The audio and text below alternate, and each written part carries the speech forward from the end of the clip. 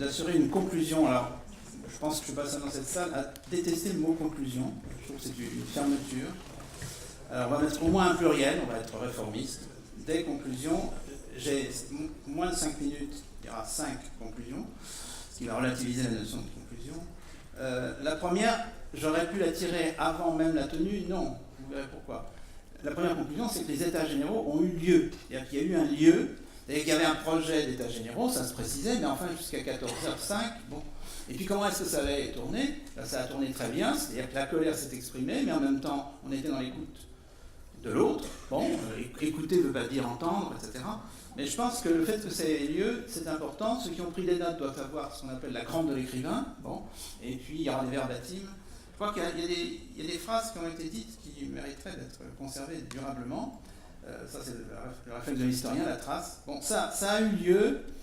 Et deuxième remarque, on l'a très bien compris, et c'est lié au fait que ça a eu lieu, dans le temps, parce que l'espace et le temps sont évidemment liés. Je pense que la perspective des États généraux et la manière dont ça s'est passé, à mon avis, très bien, hein, je pense que vous serez d'accord sur ce point au moins, ça s'est vraiment bien passé, ça devrait peser. Donc je pense que non seulement ça a lieu, mais c'est gravé.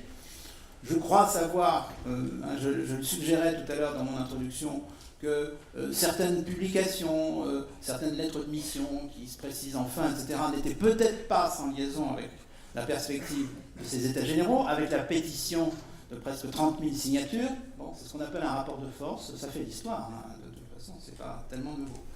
Donc voilà. Troisième conclusion, il y a eu assez peu d'éclaircissements au fond.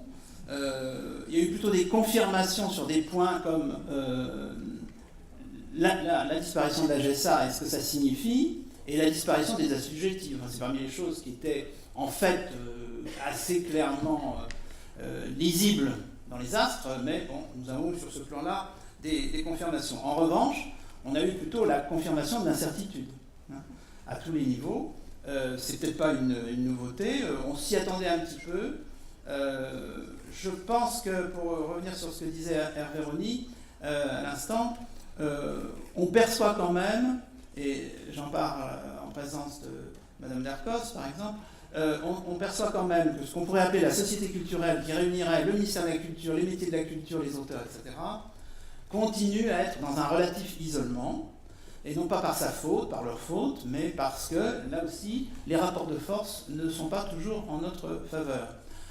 Il est clair que ce ministère de la Culture pèse traditionnellement assez peu par rapport, citons un nom au hasard, Bercy, bon, mais il n'y a pas que Bercy. Ça, c'est bien connu. Peut-être que la conjoncture actuelle fait que Bercy a un pouvoir renforcé. Ça, c'est une lecture d'historien, mais que vous pouvez chacun d'entre vous faire facilement sans être diplômé. Hein. Et d'autre part, je crois qu'il est clair que nous avons des titulaires à la rue de la Loi qui, depuis pas mal d'années, voire de décennies, n'ont aucun poids politique. Clair, aucun poids politique au sommet, dans un système relativement monarchique, c'est comme ça, qui s'appelle la Ve République. Donc tout ça contribue au fait que, en effet, il faut, avec obstination, essayer de trouver des canaux pour aller dans d'autres directions. Et il me semble, d'après aussi quelques informations qui filtrent depuis quelques heures à la limite, qu'enfin, effectivement, du côté des affaires sociales, de la sécurité sociale, du Premier ministre et de l'Élysée, on commence à, alors faut-il dire s'inquiéter, bon, en tous les cas, prendre en considération cette voix des auteurs, qui est aussi la voix des éditeurs, on l'a compris, au moins sur ce dossier. Et je voudrais terminer, effectivement, cinquième conclusion, sur l'annonce du tome 2, mais le tome 2 qui ne va pas faire oublier que le tome 1 n'est toujours pas complètement écrit. Hein. Il y a la fameuse réunion du mois de juin, on peut être sceptique sur le fait que là, tout bascule lors de cette fameuse réunion, mais comme le fameux mur se situe le 1er janvier, bon, je crois que des réunions, des séminaires, comme disait tout à l'heure Madame Dumas, ne vont pas manquer pendant l'été. Mais il y a le tome 2, et le tome 2, au printemps 2019, on ne peut pas encore vous donner la date précise, sera consacré à un sujet qui permettra de développer un dialogue peut-être un peu différent de celui qu'on a entendu aujourd'hui quand il y a eu dialogue, à savoir le partage de la valeur et le modèle économique. C'est là que les relations des auteurs avec les éditeurs, au sens large du mot, les diffuseurs, cette question sera posée. Je dois rappeler d'ailleurs que le CPE a joué un rôle non négligeable depuis plusieurs années dans l'élaboration de contrats types, de codes de bonne conduite avec le syndicat national de l'édition.